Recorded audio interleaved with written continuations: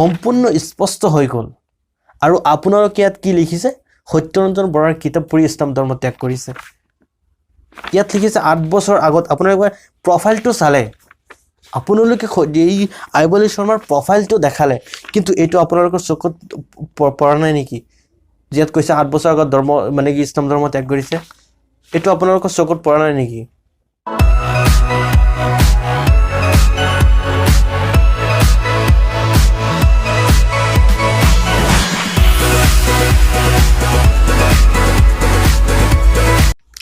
হাই friends আকৌ আহিছে আপোনালোকৰ সন্মুখত এক গুৰুত্বপূৰ্ণ খবৰ লৈ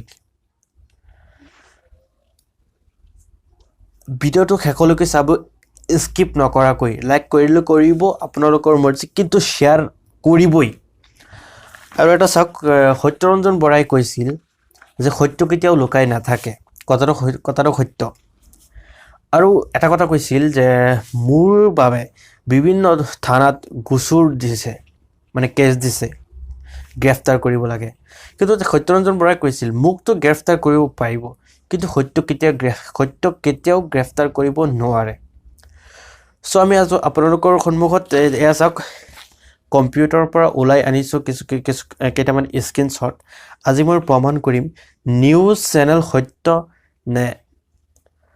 নে হৈ কি নাম আছিল আইব আলী শৰ্মা তেখেতৰ ভিতৰত আজি মই সত্যটো উলিয়াম ইয়া চাওক স্ক্ৰীনশ্বটো চাওক ইয়াত লিখা আছে মানে সত্য আইব আলী শৰ্মাই পোষ্ট দিছিল 22 আগষ্ট 2018 11টা বজাত 2018ত পোষ্ট দিছিল ইয়াত কি লেখা আছে আপোনালোকে পঢ়ি ল'ব মই মেইনটো পঢ়ি দিছোঁ ইয়াত লেখা আছে 8 বছৰ হ'ল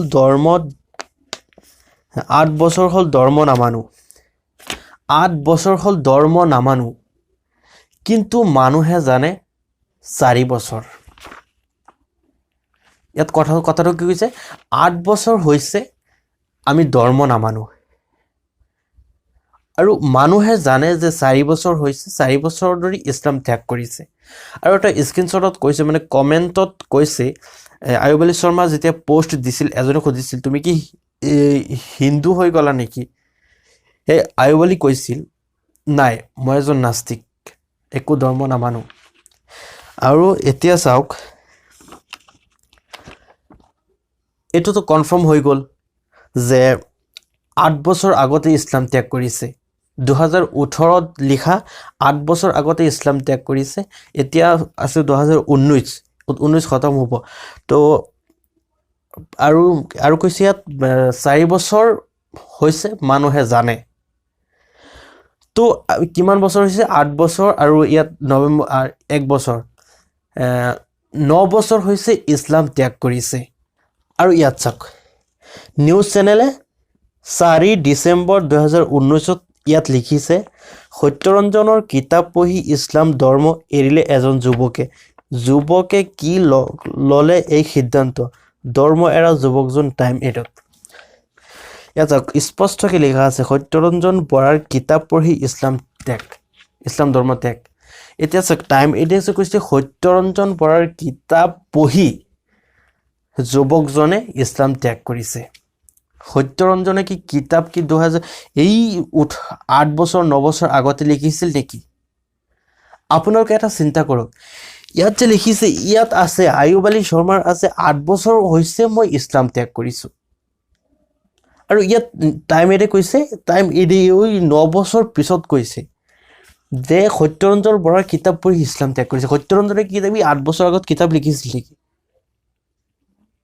নিউজ চেনেল এনেকুৱা হৈ গৈছে যে আমাক টিআৰপি লাগে আৰু একোই নালাগে মানুহে যি কৈ থাকক যি ক'ব সেইটোৱে আপলোড দি দিব সেইটোৱেই নিউজ বনাই দিব এনেকুৱা হৈ গৈছে আজিকালি নিউজ চেনেল ফেচবুকটো অপেন কৰিলে নিউজ এই মাথাটো খাই পেলাই কেইদিনমান মোবাইল মই বন্ধ ৰাখিছিলোঁ সেইকাৰণে আৰু এটা কৈছোঁ যে 4 ডিচেম্বৰত ফেচবুকত এজনে মন্তব্য কৰিছে আইব আলী নামৰ ল'ৰাজন আমাৰ লগত একেলগে কেইদিনমান এখন স্কুলত কাম কৰিছিল। মই জনামতে তেখেতে এজনী হিন্দু ছোৱালীক ভাল পায়।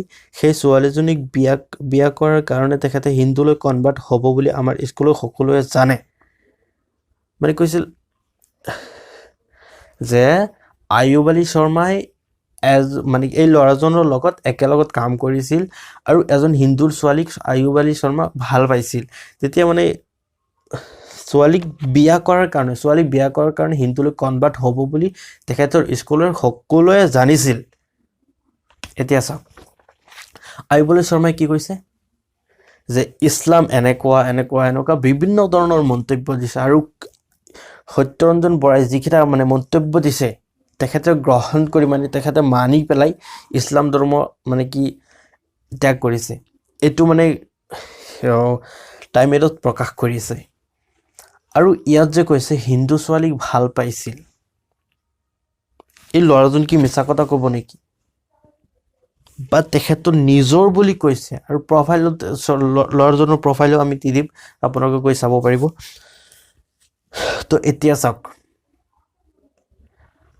আপুনি যদি কাৰোবাক ভাল পায় ভাল কথা, হিন্দু হওক বা মুছলমান যিয়ে হওক, যদি ভাল পাইছে ভাল কথা। কিন্তু আয়ুব আলী শৰ্মা তোক কৈছোঁ, তোৰ বন্ধু এজনে ফেচবুকত মানে বন্ধুইতো হ'ব, যাতে একেলগত কাম কৰিছিলে যিয়ে নহওক, তেখেতে কৈছে যে তই নেকি হিন্দু ছোৱালীক ভাল পাইছিলি, ভাল পাই পেলাই বিয়া কৰাৰ কাৰণে হিন্দুলৈ কনভাৰ্ট হ'লি। মানি লৈছোঁ তুই ভাল পাইছ, বিয়া কৰিবি, ইছলাম ধৰ্ম তোৰ ভাল লগা নামে যিখিনি হৈছে হওক, কিন্তু তুই এজন ছোৱালীৰ কাৰণে হিন্দু ধৰ্ম ইছলাম ধৰ্ম ত্যাগ কৰি হিন্দু ধৰ্মলৈ গ'লি আৰু ইছলাম ধৰ্ম কিয় বদনাম কৰিবলৈ ওলাইছ? তোৰ কাৰণে ইছলামৰ ইমান ক্ষতি হৈছে নেকি? ইমানখিনি ক্ষতি হৈছে নেকি তোৰ কাৰণে ইছলাম? বা তোৰ কাৰণে ইছলামৰ ইমান বৃদ্ধি হৈছে? কিমান ডাঙৰ ডাঙৰ পণ্ডিত, কিমান ডাঙৰ ডাঙৰ বৈজ্ঞানিক ইছলাম গ্ৰহণ কৰিছে, আৰু তই কি বে? তই কি ইছলামৰ বদনাম কৰা? আমাৰ কিয় তই বদনাম কৰিবি? সত্য কেতিয়াও ওলাই নাথাকে। এতিয়া ওলালে নাই? আৰু সত্যৰঞ্জন বৰাই যে কৈছিল ইছলাম নাৰীক মানে যৌন কৰি ইছলামত যৌন কৰিবি, আৰু তেখেতৰ সত্যটো ওলাইছেনে নাই? যে নিজৰ বিবাহিত স্ত্ৰী থৈ বেলেগ এজন মাইকীৰ লগত মানে কি সংসাৰ কৰে, কিবা কিবি কৰে, আৰু এইটো সত্য ওলাইছেনে নাই?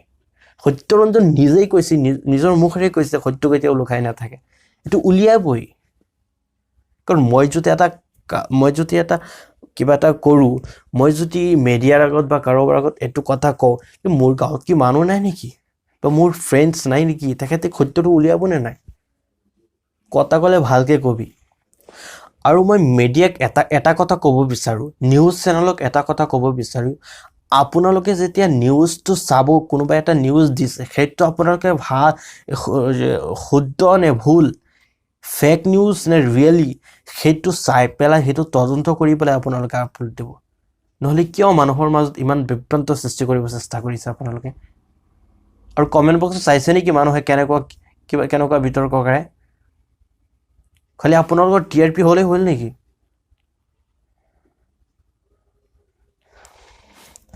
সম্পূৰ্ণ স্পষ্ট হৈ গ'ল। আৰু আপোনালোকে ইয়াত কি লিখিছে? সত্যৰঞ্জন বৰাৰ কিতাপ পঢ়ি ইছলাম ধৰ্ম ত্যাগ কৰিছে।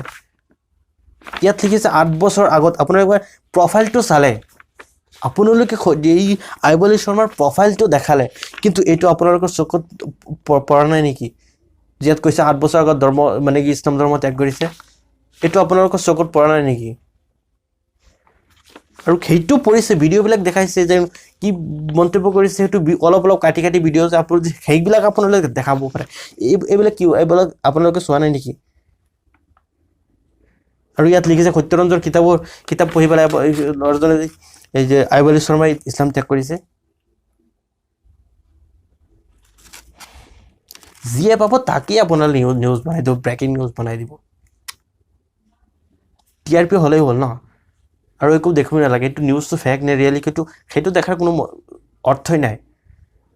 খালি আপোনালোকৰ TRP হ'লেই হ'ল।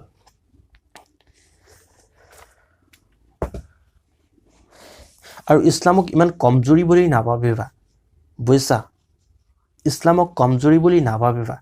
এটা কথা আপোনালোকৰ সন্মুখত এতিয়া কৈছোঁ, মোক যদি কোনোবাই আঘাত কৰে মাৰে ইমান কষ্ট মই নেপাম যিমান কোৰাণক আৰু ইছলামক লৈ যদি কোনোবাই কিবা কয় বহুত কষ্ট হয় কষ্ট মানে ইমান খং উঠে